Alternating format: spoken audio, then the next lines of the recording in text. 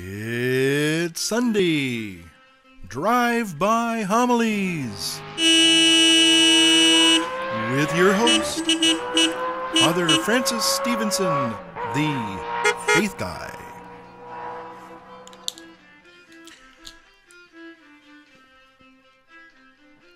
Well, a blessed Sunday or Saturday, or whenever day you're listening to this. Again, maybe you're listening on radio, catolicosconvida.com. And if you are, thanks for listening. I hope we're trying to put together a wonderful little radio show in conjunction with a lot of other good people sharing the faith here on this wonderful work through God and the Holy Spirit. So, real blessed to... I'm very honored to be a part, in a small way, on radiocatolicosconvida.com. Okay, so you're probably seeing me again on this guise of, kind of the radio show thing. And because I just finished doing the radio show. And now I'm going to do my YouTube video. And in some ways, this is kind of just a little humble admission here. This is probably the last video that I'm going to make officially for my YouTube site. I actually recorded last week. I spent about, all week last week recording homilies for Lent, Easter, and I guess that was about it, yeah. So basically, I have completed, or at the end of this recording, I will have completed my 3-year goal to preach the entire 3-year Sunday. Note I use the word Sunday lectionary cycle, cycles A, B, and C. So next week we will start with the first Sunday in Lent. So I'm going to call it a new look at Lent. I have some new ideas that I want to share, and in fact today I want to share some ideas about Lent, because even though we are in the ninth Sunday, the last Sunday of ordinary time for this particular part, ordinary time, for those of you who are interested, is broken into two major sections. We start ordinary time right after the baptism of the Lord, and then we go about to the 9th or the 10th Sunday, and then after that, then we have Lent, we have Easter, and then we have several solemnities after Easter, and then we return. This year we return with the 14th Sunday in ordinary time. So, okay, so today we're going to look at the readings for the ninth Sunday, which basically starting with the first reading in Deuteronomy, then going to the second reading in Romans, and finally we finish up the Sermon on the Mount from Matthew's Gospel. But before we get there, I think it's kind of important and appropriate that I do talk a little bit about what happens this Wednesday. And those of you who are Catholics, Roman Catholics, you know that Wednesday follows Fat Tuesday, right? But basically Wednesday we'll start the holy season of Lent on Ash Wednesday. By way of comparing and contrasting, our brothers and sisters in the Eastern Church actually begin Lent really the Sunday before our Ash Wednesday. They started off with the Sunday, Forgiveness Sunday, right after, I think, the last service, which might be a Vespers service after the Divine Liturgy. And I got to say this because a lot of times when we as Roman Catholics go into Lent, a lot of us kind of put on a big frown because we have to give up something. And, and a lot of times what we're giving up is something that's really considered maybe more of a treat. I'm going to give up either chocolate or ice cream or movies or video games. Well, those are all things that, in their own proper place and in moderation, they're, can be fun and enjoyable, no doubt about it. But when we look at the Great Fast, which begins the wonderful season of the bright sadness, as the Eastern Catholics call it during Lent, the bright sadness. Interesting duality there. They actually call their fast the Great Fast because they give up meat and all dairy products for 40 days. Now, I don't know about you. Now, the meat part, I've during Lent, there have been a couple of Lents where I have stayed away from meat. I gave up meat. But giving up dairy products, now that's going to be tough. Because I'm thinking about trying to enter into this one just to see what it's like. And I have to tell you, when I start thinking about that, that means no more milk or cream for my morning coffee. I used to like black coffee, but then I discovered cream and I said, oh, thank you, dear Lord. Love that coffee and I love that cream. But wow, so back to kind of bitter old coffee again. I used to like it. Maybe I'll learn to like it again. But I think I started to take the cream just because my stomach is all kind of, get to be an old guy like me, Sunday, I have a little cream with my coffee. So, and I love cheese. I love cheese. It's interesting. I'm learning a lot of things about the Eastern Catholic Church. And the 2 weeks before they enter Lent, the first one is called Meat Fair Sunday or Meat Fair. And they basically have a big celebration, and then after that Sunday, they stop eating meat that first week before Lent. Actually, almost the second week, the penultimate week before Lent. And then the very last Sunday, they call Cheese Fair Sunday, and that's when they have the big, cheese fest. And then that night, they start into the holy season of Lent. So they kind of gradually wing themselves off of these goodies, or, and actually these aren't just goodies, but they're staples. I mean, it's interesting. Again, you think about dairy products, and there's usually a little bit of dairy and lots of things we don't think about.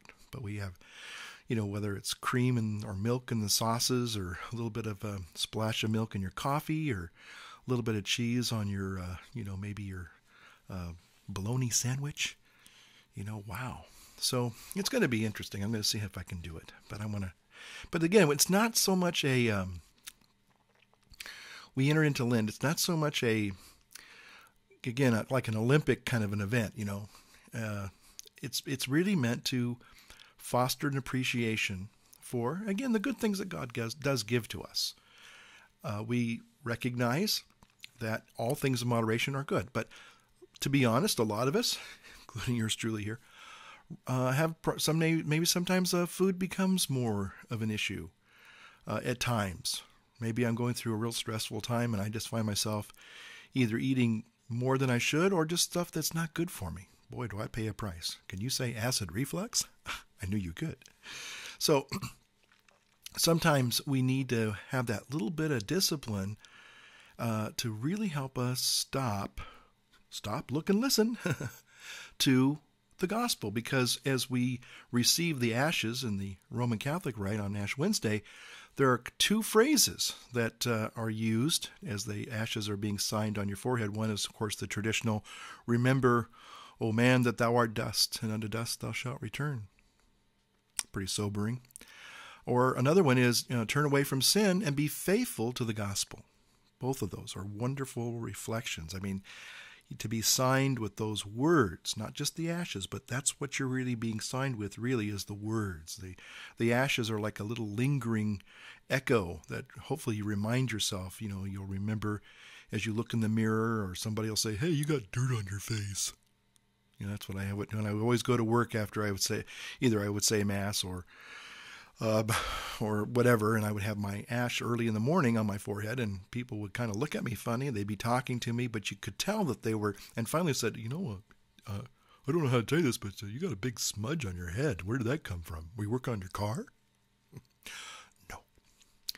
So, but it reminds us, it is a sobering reminder of, what we are called to focus on in this Lenten season.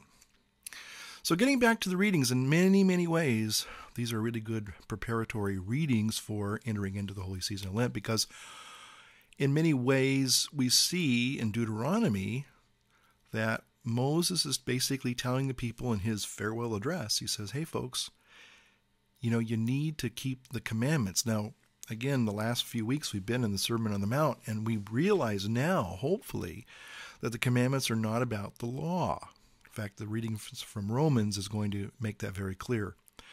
But he's saying we got to keep the commandments, and we hide them in our hearts and our souls, and we bind them on our wrists. In other words, we make these a part of our lives. Because, again, it's not keeping the law, not a legalistic way of keeping the law, but the commandments are supposed to lead us into the covenant, which is the way we find life, grace, and blessing. So when we go to Romans, we are also told, once again, that it's not the law that brings us justification and righteousness. Again, keeping the rules, keeping a tally, keeping the score, that's not what it's about. And so when we finally get to the gospel today, and this one here is a little bit on the sobering side, the thing that we have to remember is that Jesus, yes, he is merciful. He is the good shepherd.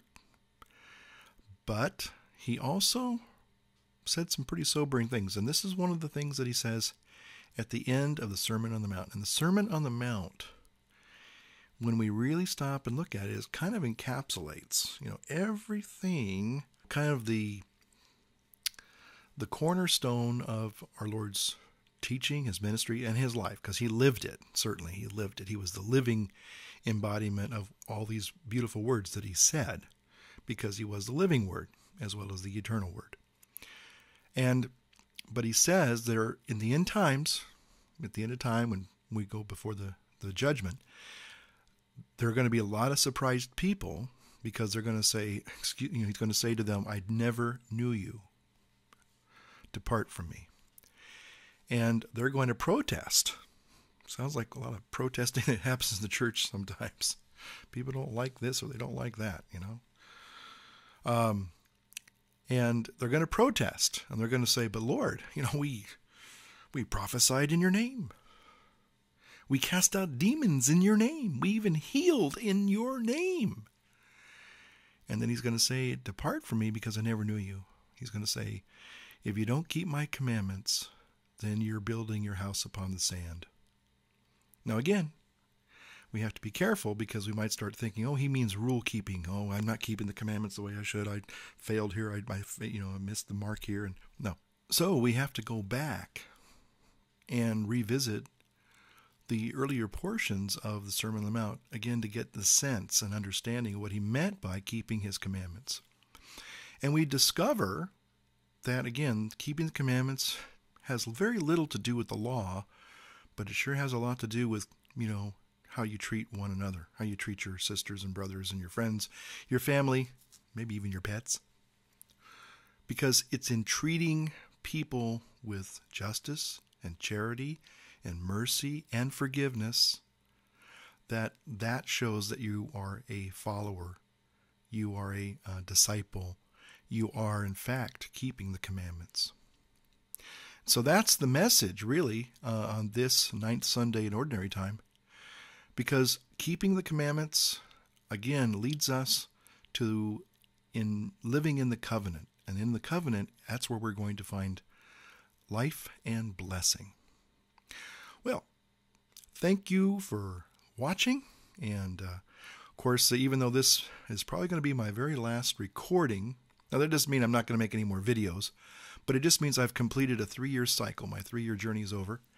Now, you'll still see some more homilies coming in the next few weeks for Lent and, of course, for Easter. But then the cycle will repeat. I began this whole thing, on the 11th Sunday in Ordinary Time, Cycle A, 3 years ago. And to be honest with you, this is the second time I've actually preached the 3-year lectionary cycle. I did the first time as a prison chaplain at CSP Solano in California. And in fact, I just discovered I might be able to actually upload a couple of my very first videos. My very first video is on here on YouTube. It's the Passion of the Christ, or the Stations of the Cross, according to the Passion of the Christ. But again, that video is up here. It was the very first slideshow video that I ever did, very first one. But the next ones I'm probably going to upload maybe during Lent have to do with the looking at Lent and comparing and contrasting the 40 Days of Lent with the 40 Days of a Purpose-Driven Life by Rick Warren on his book, The Purpose-Driven Life. And so if you're interested in that, maybe those will be up there as well. But those have to do with more of the Cycle B readings, not the Cycle A readings that we're currently in this season. Again, thanks for watching. May God bless you, and we'll see you next week. Take care.